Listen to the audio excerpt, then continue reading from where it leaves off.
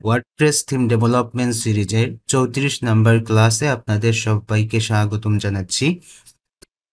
আমরা আজকে আমাদের টেমপ্লেটের যে ফাইল এবং ফোল্ডার যে ফরম্যাটিংটা আছে আমরা সেগুলো নিয়ে আজকে একটু আলোচনা করার চেষ্টা করব। তো চলুন আমরা আমাদের কোড এডিটরে চলে যাই।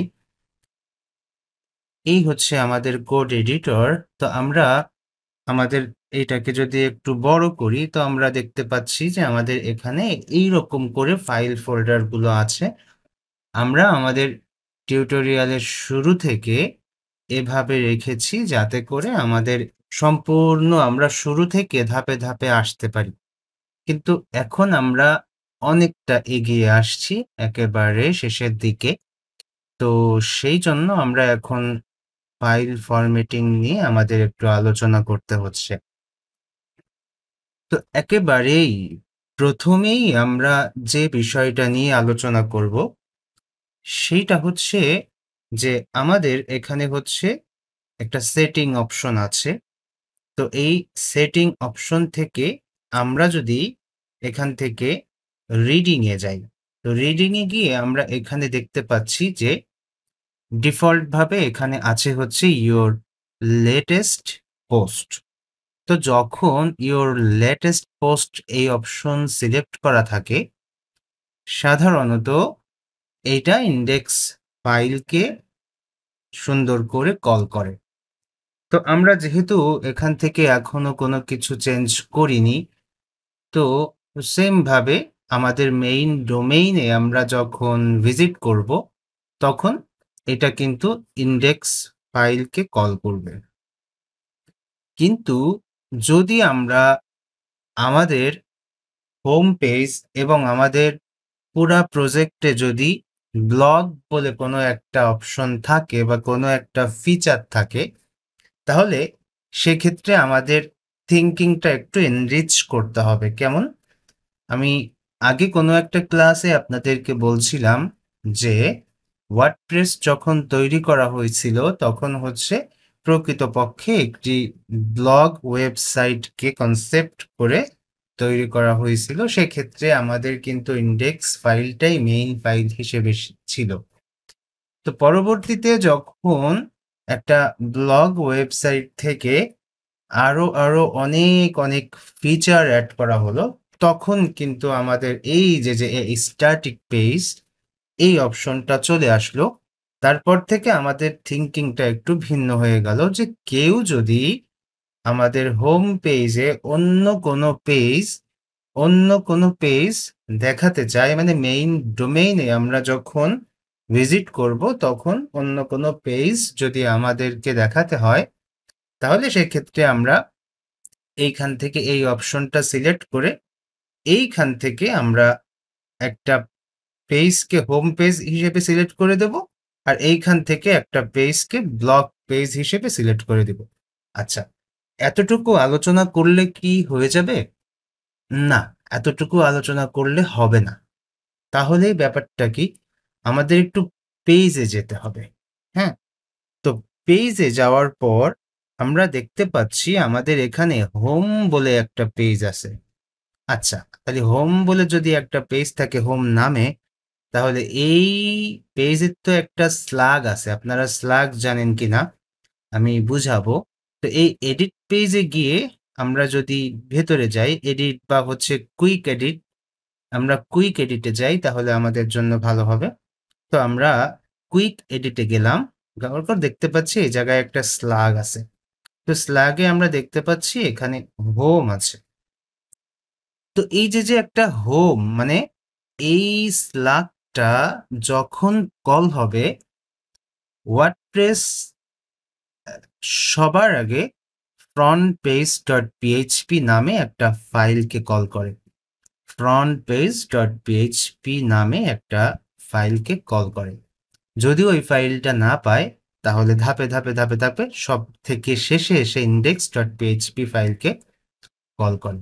তো আমরা যেহেতু এখানে এইভাবে রেখেছি সেহেতু এটা হচ্ছে আমাদের ইন্ডেক্স ফাইল হিসেবেই এখানে শো করছে। আমরা কিন্তু আমাদের সেটিংস থেকে আমরা কিন্তু এটাকে এখনো চেঞ্জ করিনি। আচ্ছা, তো আরেকটা ব্যাপার, আমরা যখন আমাদের পেজে ব্লগ বলে যদি কোনো একটা পেজ রাখি, তাহলে সেই পেজটা কিন্তু আমাদের ব্লগের জন্য কাজ করবে, হ্যাঁ? তো সাধারণত আমরা কিন্তু এখানে বলছি যে আমরা ব্লগের জন্য ইনডেক্স ফাইলকে সেট করব। তো এই জায়গায় কোনো একটা পেজ যদি আমরা তৈরি করি ব্লগ বলে, তাহলে ওই ব্লগ যে একটা ওই ব্লগ পেজের তো একটা স্ল্যাগ থাকবে ব্লগ বলে, তাই না? এখানে যেমন হোমের যে একটা স্ল্যাগ আছে হচ্ছে হোম, সেই ক্ষেত্রে আমাদের ব্লগ পেজেরও কিন্তু একটা স্ল্যাগ থাকবে ব্লগ, এরকম। তো সেই ব্লগ স্ল্যাগে যখন যাবে কেউ, সেক্ষেত্রে মানে মেইন ডোমেইন, মানে এই যে আমাদের যেরকম এখানে আছে না যে লোকাল হোস্ট লেসন, তারপর হচ্ছে ডাব্লিউপি এরকম। তা আমাদের মনে করুন যে এখানে আছে হচ্ছে লেসন, আমি জাস্ট উদাহরণ দিয়ে বলছি যে lesson.com এরকম। তো এরপর যখন আমাদের এখানে ব্লগ বলে কোনো একটা স্ল্যাগ আসবে, তখন এই স্ল্যাগটা আমাদের কিন্তু ইনডেক্স ফাইলকে কল করবে সবার আগে, হ্যাঁ? আর মেইন ডোমেন যখন থাকবে, এটা হচ্ছে হোম, হোম স্ল্যাগে আছে এটা। এটা হচ্ছে আমাদের ফ্রন্ট পেজ ডট পিএইচপি, এই ফাইলটাকে সবার আগে কল করবে। তো এর আগেও আপনারা শুনছেন যদি কোনো ফাইল যদি না থাকে, তাহলে একেবারে সর্বশেষে সব ক্ষেত্রে কিন্তু ইনডেক্স ফাইলকে তারা হচ্ছে শো করায় দেয়। তাহলে আমরা কখন কোন ফাইলকে আমরা হচ্ছে ইনডেক্স নাম দিতে পারি? এটা একটা ভালো আলোচনা, যে তাহলে আমরা যদি হোম পেজকে যদি আমরা ফ্রন্ট পেজ ডট পিএইচপি নামকরণ করি, তাহলে আমরা ইনডেক্স কাকে নামকরণ করব? হ্যাঁ, এটা একটা ভালো আলোচনা।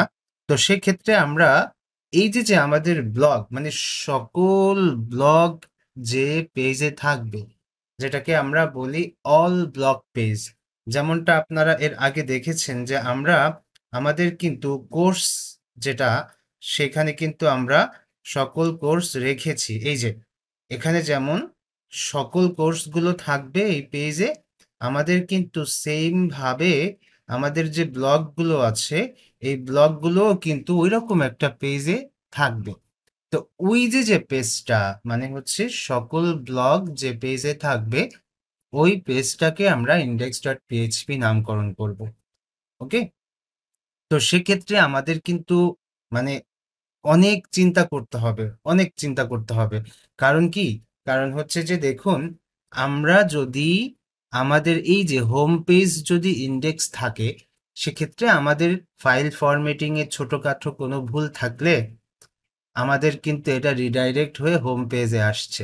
তো সেক্ষেত্রে অনেকেই কিন্তু বুঝবে না। হ্যাঁ, কিন্তু যদি এমন হয় যে রিডাইরেক্ট হয়ে এই টাইপের একটা থিমে সবসময় ব্লগ পেজে চলে যাচ্ছে, ওয়াল ব্লগ পেজে, সেক্ষেত্রে অনেকে একটু বুঝতে পারে যে না কি হচ্ছে, এমন কেন হচ্ছে, আমি ক্যাটাগরিতে যাইতে চাচ্ছি, মানে ওয়েব ডিজাইন ক্যাটাগরিতে যাইতে চাচ্ছি, সেক্ষেত্রে আমার কিন্তু অল ব্লগ পেজে চলে যাচ্ছে। তো এইটা একটা কেমন না? আবার যদি এমন হয় যে ওয়েব ডিজাইন ক্যাটাগরিতে যাইতে চাচ্ছি, সেক্ষেত্রে আমাদের হোম পেজে আসছে। যেহেতু হোম পেজে আসছে, সেহেতু অনেকেই চিন্তা করবে না ঠিক আছে, এটা মনে হয় হোম পেজে আসছে, ওই লিঙ্কটা মনে হয় নাই। কিন্তু ব্লগ পেজে চলে গেলে কিন্তু ওইটা সবাই ভাববে যে কি হচ্ছে এটা, আমি যাচ্ছি একটা, যাচ্ছি আর এক জায়গায়, এরকম একটা থিঙ্কিং করবে। তো সেই জন্য আমাদের সেক্ষেত্রে প্রত্যেকটা হায়ারার্কি নিয়ে আমাদের কিন্তু একটু আলোচনা করতে হবে, স্টাডি করতে হবে, ভালো করে বুঝতে হবে, এই আর কি। তো সেই জন্য কি বললাম আমরা? আমরা বললাম যে আমাদের এই যে বর্তমান যে হোম পেজটা আছে, এই হোম পেজের নাম হয়ে যাবে হচ্ছে ফ্রন্ট পেজ ডট পিএইচপি। আর সেক্ষেত্রে ফ্রন্ট পেজ ডট পিএইচপি আমাদের যে একটা ফাইল হবে, সেই ফাইল সে মনে করুন যে এইটা হচ্ছে আমাদের ফ্রন্ট পেজ ডট পিএইচপি। তো সেই ক্ষেত্রে আমাদের এখানে এসে আমরা একটা কমেন্ট করার চেষ্টা করব।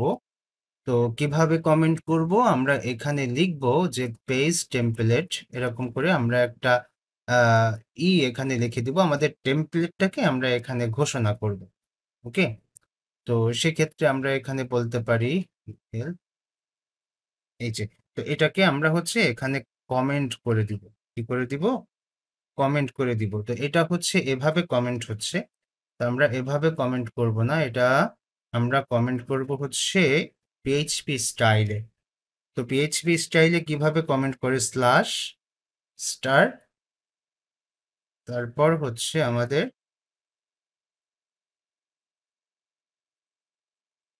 সরি,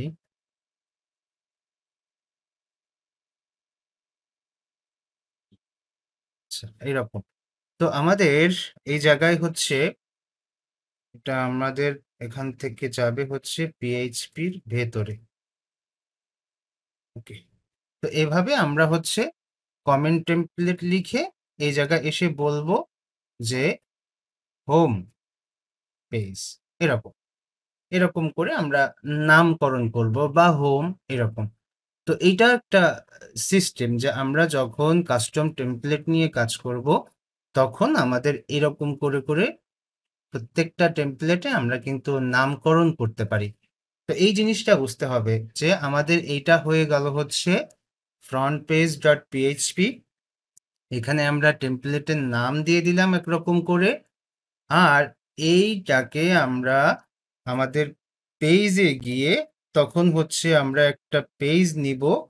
সেই পেজের নাম দিব হচ্ছে হোম। আর এই হোম পেজের যে স্ল্যাগ থাকবে, এই স্ল্যাগে যখন আমাদের ওয়েবসাইট যাবে, তার মানে মেইন ডোমেইন, সেই মেইন ডোমেইনে যখন যাবে তখন এই স্ল্যাগটা কাজ করবে। আর এই স্ল্যাগটা যখন কাজ করবে তখন ফ্রন্ট পেজ ডট পিএইচপি ওই ফাইলটা কল হবে। আর ওই ফাইলটা কল হলে আমাদের হোম পেজ শো করবে। আবার সেম ভাবে আমরা এখানে ব্লগ বলে একটা পেজ ক্রিয়েট করব। সেই পেজের একটা স্ল্যাগ থাকবে ব্লগ। আর এখানে এসে আমাদের একটা আহ, ফাইল থাকবে। সেই ফাইলের নাম থাকবে ইন্ডেক্স ডট পিএইচপি। সেই ইন্ডেক্স ডট পিএইচপির ভেতরে আমাদের অল ব্লগের স্টাইলগুলো কোডগুলো থাকবে। এখানে আমরা লিখে দিব হচ্ছে পেজ টেমপ্লেট ব্লগ পেজ বা ব্লগ এভাবে। তখন যখন কেউ ওখানে আমাদের ক্লিক করবে, কোন জায়গায় ক্লিক করবে? অল ব্লগে যখন ক্লিক করবে তখন ওইটা কিন্তু আমাদের ইন্ডেক্স ফাইলকে কল করবে। তো এই টাইপের আলোচনা আপনারা শুনলেন এবং আপনারা হচ্ছে একটু রিয়েলি প্র্যাকটিস করার চেষ্টা করবেন। আস্তে আস্তে আস্তে আস্তে এভাবে আপনাদের ফাইলগুলো চেঞ্জ করবেন। চেঞ্জ করে তারপর আপনারা একটু দেখার চেষ্টা করবেন যে আলটিমেটলি কি হচ্ছে। আর ফাইনালি যে সেটআপের জায়গাটা সেটা তো আপনাদেরকে বলছি যে এই যে আমাদের সেটিং থেকে রিডিংয়ে এসে এখান থেকে এই স্ট্যাটিক পেজ, এখান থেকে হোম পেজ, আর পোস্টের জন্য আমাদের ব্লগ পেজ। তো আমরা তো ব্লগ পেজ এখনো বানাইনি, যার কারণে এখানে পাচ্ছি না। এখান থেকে হোম পেজ আর এখান থেকে ব্লগ পেজ।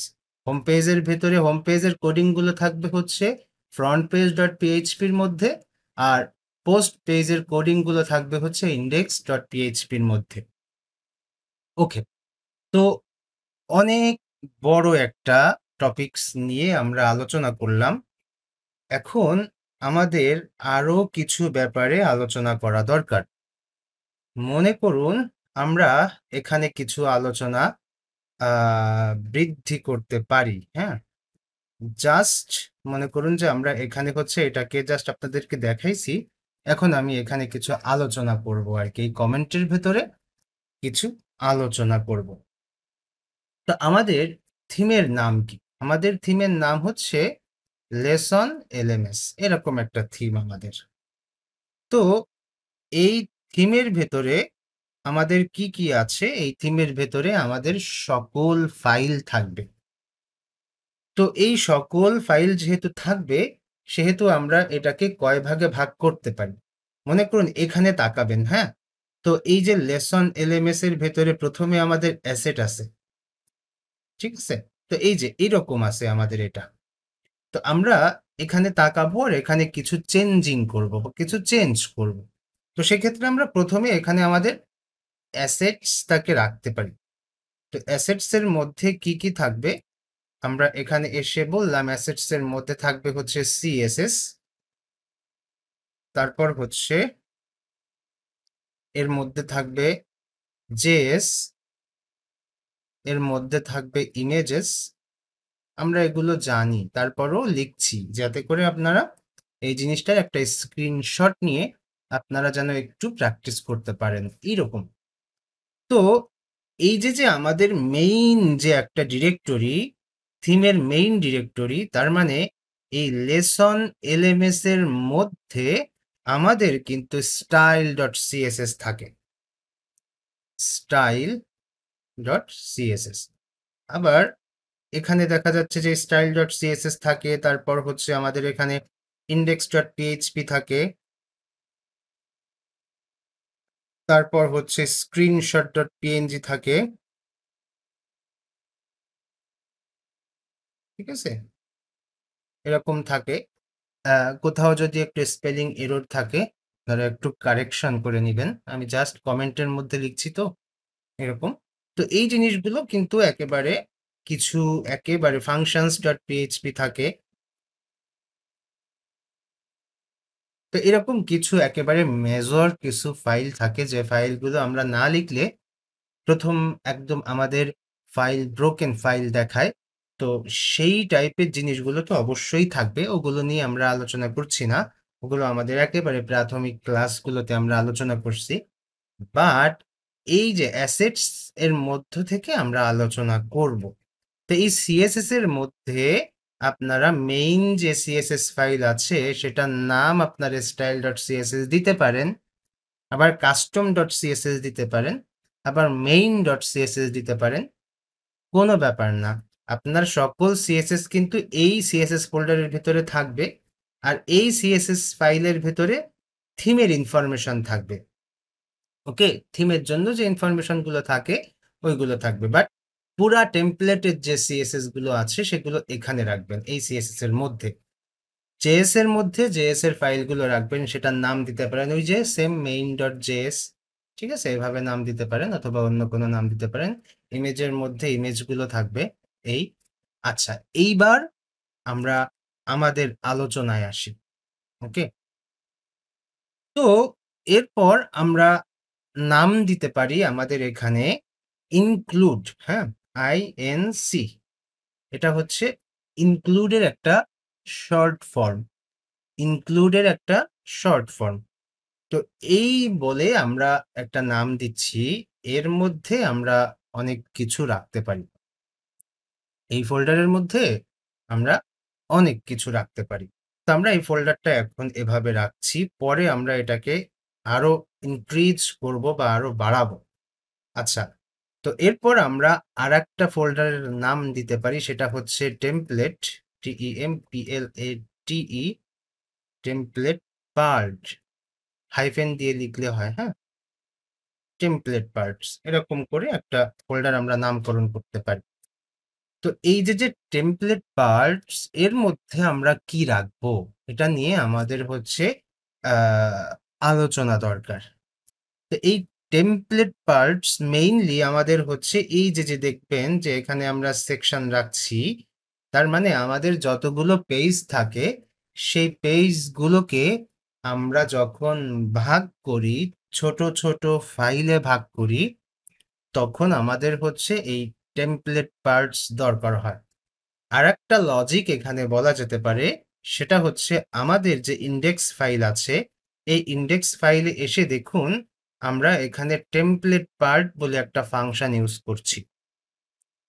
তো এই যে টেমপ্লেট পার্ট বলে যে ফাইলগুলোকে আমরা এখানে আনছি, সেই ফাইলগুলোকে আমরা টেমপ্লেট পার্টস এর মধ্যে রাখতে পারি। এটা একটা লজিক, হ্যাঁ, যে এইটা দিয়ে তো আমরা কিছু ফাইলগুলোকে নিয়ে আসছি, তো সেই ফাইলগুলোকে আমরা একটা ফোল্ডারের মধ্যে রাখতে পারি। তাহলে কাকে কাকে?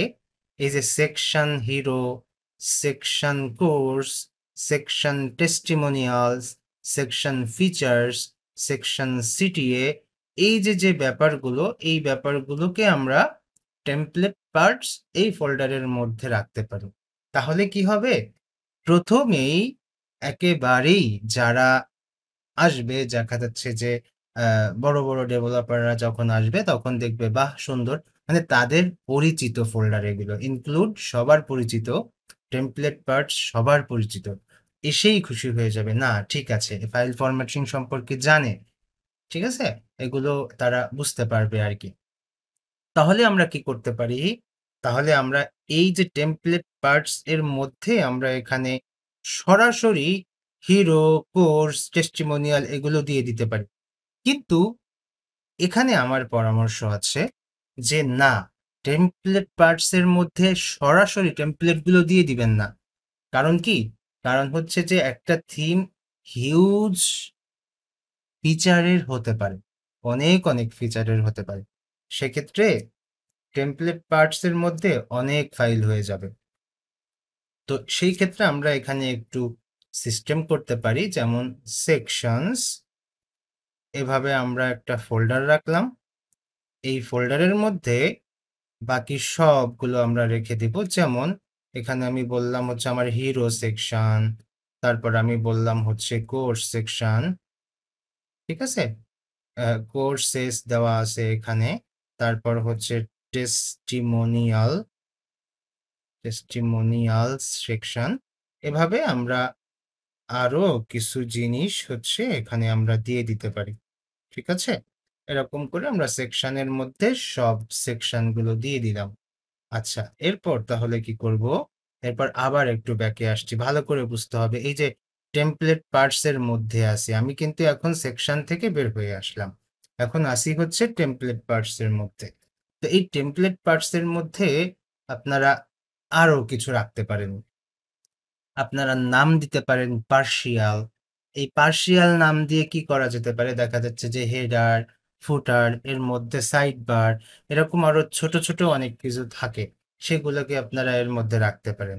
অথবা এখানে নামকরণ করতে পারেন কনটেন্ট। ঠিক আছে? এই কনটেন্ট নামকরণ করতে পারেন। কনটেন্ট নামকরণ করে কনটেন্টের মধ্যে কি রাখতে পারেন? দেখেন, আমাদের আ অনেক, অনেক ফিচার যখন আমরা কাস্টম পোস্ট টাইপ নিয়ে কাজ করব, তখন কিন্তু আমাদের আ অনেক, অনেক পেজের নাম দেওয়া লাগে এরকম যে আ content course, content single, content page, content নান এরকম। এরকম অনেক কিছু থাকে। তো আমাদের এই থিমে এখনো আমরা এইভাবে নামকরণ করিনি। তবে শুধু এভাবে বলি যে এইরকম করে কনটেন্ট থাকে হচ্ছে ফাইলের ১ম এ। তারপরে এভাবে এর ভেতরে হচ্ছে বিভিন্ন স্লাগ থাকে। তারপর হচ্ছে পিএইচপি থাকে। তো এখানে কি থাকে? এখানে আপনার কোর্স থাকতে পারে, পেজ থাকতে পারে, তারপর হচ্ছে প্রোডাক্ট থাকতে পারে, এরকম অনেক কিছু থাকতে পারে। তো সেক্ষেত্রে আমি এখানে এভাবে শর্টে লিখে দিলাম। আপনারা এভাবেই বুঝে নিয়েন এই আরকি। আচ্ছা। এরপর আমরা হচ্ছে আমাদের তো ইনক্লুড হলো, আমাদের এটা হলো। এরপর আমরা চলে যাব হচ্ছে সরাসরি আমাদের আবার থিমের রুট ফাইলে। তো আমি রুট ফাইলে আসলাম। আসার পরে এখানে আমি লিখতে পারি হচ্ছে ল্যাঙ্গুয়েজ, ল্যাঙ্গুয়েজ এরকম। তো এই যে ল্যাঙ্গুয়েজ বা ল্যাঙ্গুয়েজেস যেটাই বলেন, অবশ্যই ল্যাঙ্গুয়েজেস দিবেন। মানে প্লুরাল লাগবে। ওকে। তো এর ভেতরে আমাদের হচ্ছে ল্যাঙ্গুয়েজের জন্য ফাইল থাকে। তো সেক্ষেত্রে আপনারা এখানে বলতে পারেন যে a lesson, lesson LMS dot টিওটি এরকম। এরকম একটা ফাইল রাখতে পারেন। এই পিওটি ফাইলের মধ্যে আমাদের ট্রান্সলেশনের জন্য যা, যা কনটেন্ট দরকার সেই কনটেন্ট এর মধ্যে থাকবে। সার্চ করতে পারেন যে আমি এই ফাইলের মধ্যে কিভাবে লিখলে আমার একটা টেক্সট ট্রান্সলেটেবল হবে, এভাবে আপনারা স্টাডি করতে পারেন। দেখবেন যে পেয়ে যাচ্ছেন। অনেক সহজ এগুলো, হ্যাঁ? এই আরকি। তো আমরা এখানে হচ্ছে এভাবে আমাদের ল্যাঙ্গুয়েজেস ফোল্ডারটাকে আমরা হচ্ছে এভাবে নিলাম। ওকে। তো এখন আমরা কি করতে পারি? এখন আমাদের তো থিমের জন্য আমাদের একটা ফাংশনস ফাইল আছে, তাই না? তো তার জন্য আমরা কি করতে পারি? এই ফাংশনস ফাইলের জন্য আমাদের কিন্তু আরো কিছু করতে হবে। তো সেক্ষেত্রে আমরা এই যে include ফাইলে তখন যাব। ঠিক আছে? কেন যাব বলেন? আমাদের functions ফাইলে যাওয়ার পর দেখবেন ওইখানে শত, শত লাইন কোড আছে। তো এই একটা ফাইলে এত কোড কখনোই রাখা উচিত না। একটা ফাইলে এত কোড কখনোই রাখা উচিত না। একটা থিমের জন্য যত ফাংশনালিটি থাকে, সকল ফাংশনালিটির জন্য আ একটা ফাইল যথেষ্ট না। তো আমাদের এখানে যত ছোট করা যায়, ফাইল বাড়লে সমস্যা নাই। কেন সমস্যা নাই? কারণ হচ্ছে যে একটা ফাইল এর কোড যদি অল্প থাকে, তাহলে ওই ফাইলটা লোড হতে সময় কম লাগে। আপনারা যখন কোনো ফ্রেমওয়ার্কে কাজ করবেন, দেখবেন যে ফ্রেমওয়ার্ক বানানোর মেইন কনসেপ্টই হচ্ছে ছোট, ছোট করা। মানে আপনার পুরা ওয়েবসাইটটাকে ভেঙে টুকরো, টুকরো করে ছোট, ছোট এলিমেন্টে ভাগ করা। এটাই হচ্ছে ফ্রেমওয়ার্কের কাজ। সেটা হতে পারে Vue.js, সেটা হতে পারে React.js, সেটা হতে পারে Laravel, সেটা হতে পারে Django। যেটাই চান না কেন, আপনাদের মেইন উদ্দেশ্য থাকবে হচ্ছে ওইটাকে ছোট করা। তাহলে আমরা কি করব? আমরা এই মুহূর্তে আমাদের functions.php ফাইলকে ভেঙে ছোট করতে পারি। তো কি, কি নামকরণ করতে পারি সেটা একটু আমরা এখানে আসি। এসে একটা ট্যাব দিয়ে আমরা সেগুলোকে এখানে লিখতে পারি। তো মনে করুন আফটার সেটআপ থিম এরকম বলে হুক ছিল। তো আফটার সেটআপ থিম এরকম বলে একটা হুক ছিল। এই হুকের পাশাপাশি আরো অনেক হুক আছে। তো যদি আপনাদেরকে একটু দেখাই, মনে করুন যে আমাদের এখানে functions.php ফাইল, আচ্ছা এখান থেকে ওপেন করি। functions.php এর প্রথম দিকে যাই। তো প্রথম দিকে গেলে আপনারা দেখবেন যে আফটার সেটআপ থিম বলে একটা হুক আমরা নিয়েছিলাম। এই যে আফটার সেটআপ থিম। তো এমন আরো অনেক হুক আছে। ওকে? আমাদের দেখা যাবে যে আমাদের অনেক সময় আরো কিছু থিম নিয়ে যখন আপনারা কাজ করবেন দেখবেন যে সেটআপ সম্পর্কিত আরো অনেক হুক থাকে। তো এরকম আফটার সেটআপ থিম এই হুকের জন্য আমরা যেটা কল্পনা করতে পারি সেটা হচ্ছে এই include ফাইলের মধ্যে আমরা লিখতে পারি setup.php এরকম করে একটা নাম দিতে পারি। setup.php ওই হুকের সকল কোডগুলো এখানে থাকবে। আচ্ছা, এরপর আমরা এনকিউইর জন্য মানে আমরা কি করি? আমরা দেখি না আমাদের সকল আ লিঙ্ক গুলোকে আমরা এনকিউই, হ্যাঁ? স্ক্রিপ্টস, এনকিউই, স্টাইল এরকম একটা আ হুকের মধ্যে আমরা রাখি। তো তার জন্য আমরা এখানে নামকরণ করতে পারি ইনক্লুড ফোল্ডারের মধ্যে enqueue.php, queueue.php, enqueue.php এভাবে আমরা নামকরণ করতে পারি। কাস্টমাইজার, হ্যাঁ? আমি আমার থিমে কাস্টমাইজারে প্রচুর কোড আছে। তো এইটুকুর জন্য একটা ফাইল রাখা যায়। যদি কখনো দেখেন যে না এর ডাবল হয়ে গেছে, তখন ওই কাস্টমাইজারের মধ্য থেকে আবার ভাঙবেন, আবার ক্ষুদ্রাতি ক্ষুদ্র করবেন। সেক্ষেত্রে আমি এখানে একটাই নাম নিচ্ছি সেটা হচ্ছে customizer.php। আমি কিন্তু ফাংশনস ফাইলকে ভাঙছি। তারপর আমরা এখানে নামকরণ করতে পারি custom post type, custom post type, custom post type dot PHP. আচ্ছা, এরপর আমরা কি করতে পারি? এরপর আমরা আমাদের থিমে আমরা রিসেন্টলি মেটা বক্স ইউজ করছি। তো মেটা বক্সেস ডট পিএইচপি।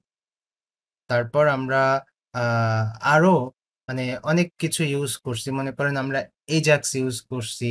তো সেক্ষেত্রে আমরা নাম দিতে পারি এরকম করে যে এজাক্স ফাংশনালিটি বা ফাংশনস functions.php মানে একেবারেই ajax.php রাখলাম না, হ্যাঁ? তাহলে এটা একটু অন্যরকম হয়ে যায়। মানে এটা তো ajax না। বাট ajax সম্পর্কিত ফাংশনের কোড। এজন্য আমি এভাবে রাখলাম। এরপর দেখা যাচ্ছে যে আমরা ওই যে আমাদের রিভিউ এর জন্য আমরা কিন্তু অনেক লাইন কোড করছি। তারপর হচ্ছে ড্যাশবোর্ডের উইজেটের জন্য কোড করছিলাম। এরকম টেমপ্লেট ফাংশনের জন্য কোড করছিলাম। তো এই ব্যাপারগুলো আমরা হচ্ছে এখানে আনতে পারি। যেমন দেখা যাচ্ছে যে আমি এখানে নামকরণ করতে পারি review, VIEW, review function, functions.php এভাবে নামকরণ করতে পারি। আর আপনারা একটু দেখবেন, হ্যাঁ? ওইখানে উইজেট আছে। আমরা উইজেট রেজিস্টার করছিলাম। সেক্ষেত্রে আমরা এখানে বলতে পারি যে ড্যাশবোর্ড উইজেট, WIDGETS, উইজেটস।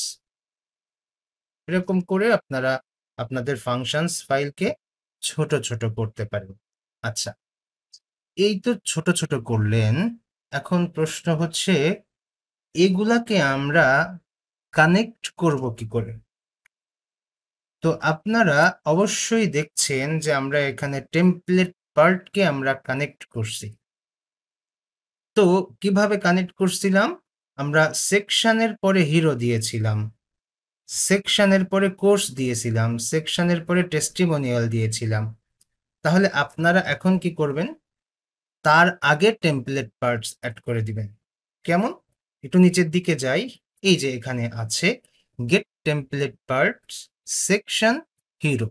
তাহলে এখন কি করতে হবে? এই প্রত্যেকটা জায়গায় আপনারা যখন এই সেকশনস ফোল্ডারটাকে যখন আপনারা এখান থেকে কাট করে একটা নতুন ফোল্ডার করে তার ভেতরে নিয়ে যাবেন, তাহলে সেই ফোল্ডারটা এখানে দিয়ে দিতে হবে টেমপ্লেট পার্টস হিসেবে, হ্যাঁ? তো এই হচ্ছে সিস্টেম। তো এখানে আপনারা টেমপ্লেট পার্টস অ্যাড করে দিবেন সব জায়গায়। তাহলে দেখবেন আপনার ফাইলগুলো পেয়ে যাচ্ছে।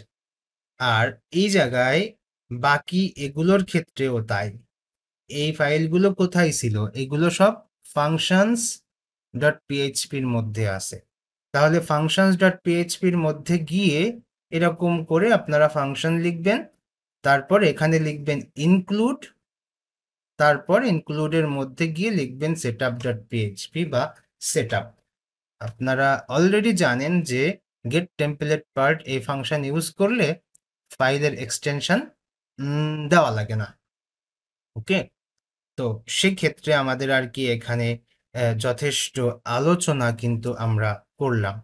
আর যেটা আমরা প্রথমেই বলছি সেটা যদি আমি এখানে আরেকবার একটু লিখে দিই যে আমাদের এখানে থাকবে হচ্ছে কি তাহলে? আমাদের এখানে থাকতে পারে হচ্ছে আরো অনেক ফাইল। আমি এখানে যদি লিখে দিই, মনে করুন header.php, তারপর হচ্ছে footer.php, তারপর হচ্ছে functions.php। আচ্ছা, এটা উপরে লিখছি মনে হয় আমি। functions.php, তারপর হচ্ছে index.php উপরে লিখছি। আর কি থাকতে পারে এখানে? মানে যাবতীয় আরো যতগুলো আছে সেগুলো এখানে থাকে। তো আমরা এই জায়গায় আমাদের হচ্ছে front page.php এটা এখানে অ্যাড করব। এটা হচ্ছে ফর হোম পেজ, ঠিক আছে? আর উপরে যখন আমরা ইন্ডেক্স লিখছিলাম না, এটা হচ্ছে আমরা লিখব হচ্ছে ফর ব্লগ পেজ।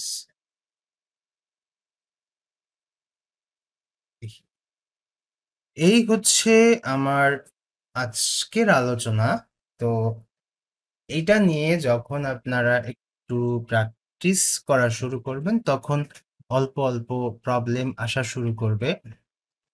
তখন আমরা এটা নিয়ে আবার সেই প্রবলেমকে সলিউশন করার চেষ্টা করব আর কি। তো ঠিক আছে, আজকে আমরা আমাদের ক্লাস এখানে শেষ করছি। সবাই ভালো থাকবেন। এখন প্রশ্ন পর্ব শুরু হচ্ছে।